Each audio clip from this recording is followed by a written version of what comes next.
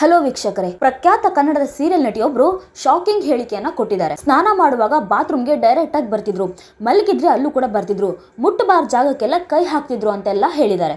ಹಾಗಾದ್ರೆ ಆ ನಟಿ ಯಾರು, ಏನ್ ಅವ್ರ ಕತೆ ಅನ್ನೋದನ್ನ ತಿಳ್ಕೊಳ್ಳೋಣ. ಕಲರ್ಸ್ ಕನ್ನಡದ ಗಿಣಿರಾಮ ಸೀರಿಯಲ್ ತುಂಬಾನೇ ಹಿಟ್ ಆಗಿತ್ತು. ಆದ್ರೆ ಆ ಸೀರಿಯಲ್ ಅರ್ಧಕ್ಕೆ ನಿಂತೋಯ್ತು. ಆದ್ರೆ ಜನಕ್ಕೆ ಏನ್ ಅನಿಸ್ತಿತ್ತಂದ್ರೆ ತುಂಬಾನೇ ಫೇಮಸ್ ಆಗಿರುವಂತ ಸೀರಿಯಲ್ ಇಷ್ಟು ಬೇಗ ಮುಗಿದೋಯ್ತಾ ಅಂತ ಅನಿಸ್ತಿತ್ತು. ಆದ್ರೆ ಅಸಲಿ ಸತ್ಯ ಬೇರೆನೇ ಇತ್ತು. ಗಿಣಿರಾಮ ಸೀರಿಯಲ್ ಹೀರೋಯಿನ್ ನಯನ ನಾಗರಾಜ್ ಅವರಿಗೆ ಗಿಣಿರಾಮ ಶೂಟಿಂಗ್ ಸೆಟ್ ಅಲ್ಲಿ ಒಬ್ಬ ವ್ಯಕ್ತಿ ತುಂಬಾನೇ ಟಾರ್ಚರ್ ಕೊಡ್ತಿದ್ದಂತೆ.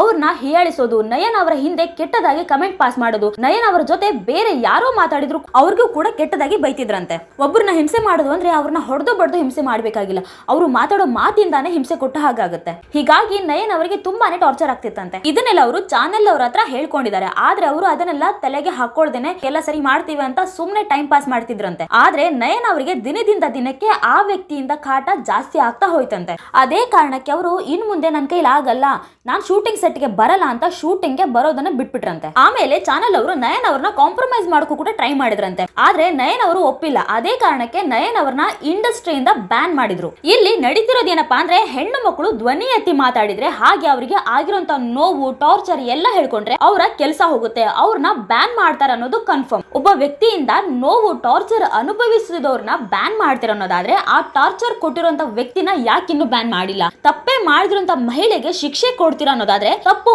ಮಾಡಿರುವಂತ ವ್ಯಕ್ತಿಗೆ ಯಾಕೆ ಶಿಕ್ಷೆ ಕೊಟ್ಟಿಲ್ಲ ಅನ್ನೋದು ಜನರ ಅಭಿಪ್ರಾಯ. ಇದೇ ರೀತಿ ಮತ್ತೊಬ್ಬ ನಟಿ ವಿಷಯದಲ್ಲೂ ಕೂಡ ಆಗಿದೆ. ಅವರು ಬೇರೆ ಯಾರು ಅಲ್ಲ, ಸಿತಾರಾ ಅವರು. ರಂಗಭೂಮಿಯಿಂದಾನೇ ಫಿಲ್ಮ್ ಇಂಡಸ್ಟ್ರಿಗೆ ಎಂಟ್ರಿ ಕೊಟ್ಟಂತ ಸಿತಾರಾ ಅವರು ಆಲ್ಮೋಸ್ಟ್ ಎಲ್ಲಾ ಸೀರಿಯಲ್ ಅಲ್ಲೂ ವಿಲನ್ ಕ್ಯಾರೆಕ್ಟರ್ ಮಾಡಿರೋದು. ಆದ್ರೆ ಅವರು ರಂಗಭೂಮಿಯಲ್ಲಿ ಇದ್ದಾಗ ಅವರಿಗೆ ಆಗಿರುವಂತ ಕೆಟ್ಟ ಅನುಭವದ ಬಗ್ಗೆ ಸಂದರ್ಶನವೊಂದರಲ್ಲಿ ಹೇಳ್ಕೊಂಡಿದ್ದಾರೆ. ನನಗೆ ಆಗಿರುವಂತ ಕೆಟ್ಟ ಅನುಭವ ಯಾರಿಗೂ ಆಗ್ಬಾರ್ದು, ನನಗೆ ಬಂದ ಕಷ್ಟ ಯಾರಿಗೂ ಬರಬಾರ್ದು ಅಂತ ಸಿತಾರಾ ಅವರು ಕಣ್ಣೀರ್ ಹಾಕಿದ್ದಾರೆ. ಹಾಗಾದ್ರೆ ಸಿತಾರಾ ಅವರ ಲೈಫ್ ಅಲ್ಲಿ ಆಗಿದ್ದಾದ್ರೂ ಏನು, ಅವರು ಇಷ್ಟೊಂದು ದುಃಖಿ ಆಗೋದಕ್ಕೆ ಕಾರಣ ಯಾರು ಅನ್ನೋದನ್ನ ತಿಳ್ಕೊಳ್ಳೋಣ. ಅದಕ್ಕೂ ಮುಂಚೆ ನೀವಿನ್ನು ನಮ್ಮ ಚಾನೆಲ್ಗೆ ಸಬ್ಸ್ಕ್ರೈಬ್ ಆಗಿಲ್ಲ ಅಂದ್ರೆ ಈಗಲೇ ಸಬ್ಸ್ಕ್ರೈಬ್ ಆಗಿ, ಹಾಗೆ ಇನ್ನು ಹೆಚ್ಚಿನ ಮಾಹಿತಿಗಾಗಿ ಬೆಲ್ ಐಕಾನ್ ಪ್ರೆಸ್ ಮಾಡೋದನ್ನ ಮರಿಬೇಡಿ. ಸಿತಾರಾ ಅವರು ಅಪ್ಪ ಅಮ್ಮನ ಪ್ರೀತಿ ಇಲ್ಲದೆ ಅನಾಥರಾಗಿ ಮಠದಲ್ಲಿ ಬೆಳೀತಾರೆ. ಆ ಮಠ ಬಿಟ್ಟು ಹೊರಗೆ ಬಂದ ಮೇಲೆ ಅವರು ಹೇಳಿರೋದು ಒಂದೇ, ನಿಮ್ಮನ್ನ ನೀವು ನಂಬೋದಾದ್ರೆ ಮಾತ್ರ ಮನೆ ಬಿಟ್ಟು ಹೊರಗೆ ಬನ್ನಿ, ಬೇರೆ ಯಾರನ್ನ ನಂಬಿ ಮನೆ ಬಿಟ್ಟು ಹೊರಗೆ ಬಂದ್ರೆ ನನ್ನ ರೀತಿ ನೀವು ಕೂಡ ಕಣ್ಣೀರ್ ಹಾಕ್ಬೇಕಾಗುತ್ತೆ ಅಂತ ಹೇಳಿದ್ದಾರೆ. ಇನ್ನು ಸಾಣೆಹಳ್ಳಿ ಮಠ ಬಿಟ್ಟು ಬಂದು ನಾನು ತಪ್ಪು ಮಾಡಿದೆ, ಕೆಲಸ ಹುಡ್ಕೊಂಡು ನಿನಾಸಂಗೆ ಹೋದೆ ಅಂತ ಹೇಳಿದ್ದಾರೆ. ಮೊದಲೇ ಮನೆ ಇರ್ಲಿಲ್ಲ, ಬರೀ ತಿರುಗಾಡೋದು ನನ್ನ ಜೀವನ ಆಗಿತ್ತು. ಇನ್ನು ಈ ತಿರುಗಾಟದ ಸಮಸ್ಯೆಯಲ್ಲಿ ತುಂಬಾನೇ ಪ್ರಾಬ್ಲಮ್ ಫೇಸ್ ಮಾಡಿದ್ದೀನಿ ಅಂತ ಹೇಳಿದ್ದಾರೆ. ಕೆಲವು ಜನ ನನ್ನನ್ನ ತುಂಬಾ ಕೆಟ್ಟದಾಗಿ ನಡೆಸ್ಕೊಳ್ಳಕ್ಕೆ ಟ್ರೈ ಮಾಡಿದ್ರು. ಹಿಂದೆ ಮುಂದೆ ಯಾರು ಇಲ್ಲ ಅಂತ ಗೊತ್ತಾದ ತಕ್ಷಣ ಅವರ ಬಿಹೇವಿಯರ್ ಕೂಡ ಚೇಂಜ್ ಆಯ್ತು. ಆದ್ರೆ ಇವಾಗ ನನ್ನ ಜೀವನದಲ್ಲಿ ನನ್ನನ್ನ ಕೆಟ್ಟದಾಗಿ ನಡೆಸ್ಕೊಂಡವರ ಹೆಸರು ಹೇಳಿದ್ರೆ ಅವರ ಕುಟುಂಬ ಬೀದಿಗೆ ಬರುತ್ತೆ ಅಂತ ಹೇಳಿದ್ದಾರೆ. ಇನ್ನು ನನ್ನ ಜೊತೆಗಿದ್ದಂತ ನನ್ನ ಫ್ರೆಂಡ್ಸ್ ಕೂಡ ನಾಟಕದ ವೇದಿಕೆ ಮೇಲೆ ನನಗೆ ತುಂಬಾನೇ ಟಾರ್ಚರ್ ಕೊಡ್ತಿದ್ರು.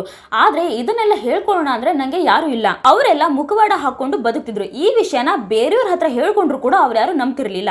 ಇನ್ನು ಸ್ನಾನ ಮಾಡುವಾಗ ಬಾತ್ರೂಮ್ ಒಳಗೆ ಡೈರೆಕ್ಟ್ ಆಗೇ ಬರ್ತಿದ್ರು, ಮಲ್ಕೊಂಡ್ರೆ ಅಲ್ಲೂ ಕೂಡ ಬರ್ತಿದ್ರು, ಎಲ್ಲೆಲ್ಲೋ ಕೈ ಹಾಕ್ತಿದ್ರು, ಮುಟ್ಟಬಾರದ ಜಾಗವನ್ನೆಲ್ಲ ಮುಟ್ತಿದ್ರು. ಅವರು ಬೇರೆ ಯಾರು ಅಲ್ಲ, ನನ್ನ ಜೊತೆಲೇ ಇದ್ದವರು ಹೀಗ್ ಮಾಡ್ತಿದ್ರು ಅಂತ ಕಣ್ಣೀರ್ ಹಾಕಿದ್ದಾರೆ. ರಂಗಭೂಮಿಯಲ್ಲಿ ಅವಾಗಿನ ಸ್ಥಿತಿ ಹಾಗಿತ್ತು. ಆದ್ರೆ ಇವಾಗ ಹೇಗಿದ್ಯೋ ನಂಗೆ ಗೊತ್ತಿಲ್ಲ. ಆದ್ರೆ ನಾನ್ ಮಾತ್ರ ನನ್ನ ಸಂಸ್ಥೆಯಲ್ಲಿರೋ ಎಲ್ಲರನ್ನೂ ಕೂಡ ನನ್ನ ಮಕ್ಕಳ ತರ ನೋಡ್ಕೊಳ್ತಿದ್ದೀನಿ ಅಂತ ಸಿತಾರಾ ಅವರು ಹೇಳಿದ್ದಾರೆ.